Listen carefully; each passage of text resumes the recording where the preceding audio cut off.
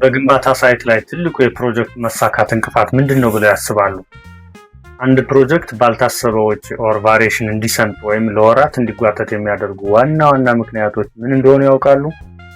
በዲዛይን ክፍተትና በመግባባት እጥረት ምክንያት በኮንትራክተሩና በአማካሪው መካከል የሚፈጠሩ አለመግባባቶችን እንዴት ይፈታሉ ብለው ያስባሉ?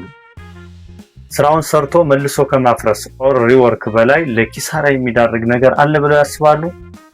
በግንባታ ሳይት ላይ ቆማችሁ ኮንትራክተሩና አማካሪው በኃይል ሲከራከሩ አይታችሁ ታውቃላችሁ? አንደኛው እባክህ ስራ አታስቆምብኝ ስራዬን ልስራበት ሲል፣ ሌላኛው ደግሞ ስርዓቱን አልጠበቀም እባክህ እንደገና ፍርስና ስራው ይላል። ይህ ግጭት የግል ጠብ ይመስላችኋል? በፍጹም ስር የሰደደ የስራ ባህልና የጥቅም መጋጨት ውጤት ነው።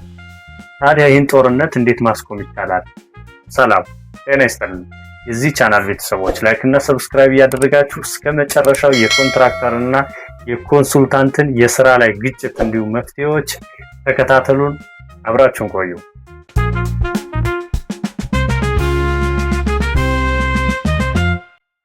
በግንባታ ሳይት ላይ ድመትና አይጥ የሚባሉ ሁለት አካላት አሉ።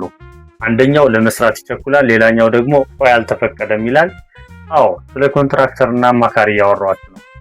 ይህ ግጭት የግል ጠብ ሳይሆን የስራ ነው። ይህ ለምን ሁሌ ይከሰታል?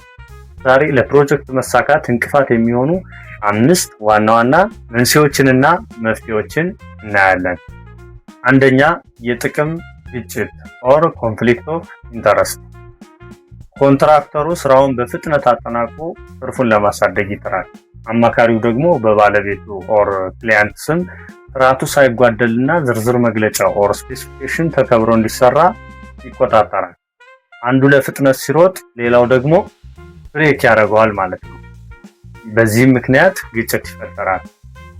ሁለተኛ ግልጽ ያልሆኑ የዲዛይን ሰነዶች ኦር ambiguous documents or designs። አማካሪው በሰጠው ዲዛይን ላይ ክፍተት ካለ ወይም ግልጽ ካልሆነ ኮንትራክተሩ በራሱ መንገድ ይተረጉመዋል፣ ተርጉሞም ይሰራዋል።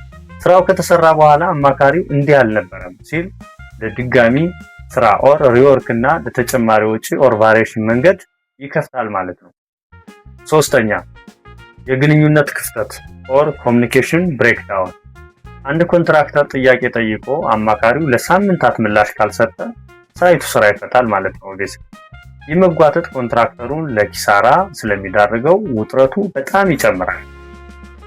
አራተኛ የባለሙያ ብቃትና ስብና ኦር ኮምፒተንሲ ኤንድ ኢጎ። አንዳንድ ጊዜ ግጭቱ ከስራው አልፎ ወደ ስብና ይሄዳል። አማካሪው በጣም ጥብቅና ተለዋዋጭ ካልሆነ ወይም ኮንትራክተሩ ልምድ ከሌለውና ስህተቱን ካላመነ ግጭቱ አይቀሬ ነው። ስለዚህ ለእነዚህ ግጭቶች መፍትሄዎቹ፣ አንደኛ ቅድመ ዝግጅት። ስራ ከመጀመሩ በፊት ግልጽ ያልሆኑ ነጥቦችን በጋራ ተወያይቶ መወሰን፣ መግባባት ላይ መድረስ። ሁለተኛ መተማመን። አማካሪው እንደ ፖሊስ ሳይሆን እንደ አጋዥ መቆም አለበት ማለት ነው። ሶስተኛ ፈጣን ምላሽ።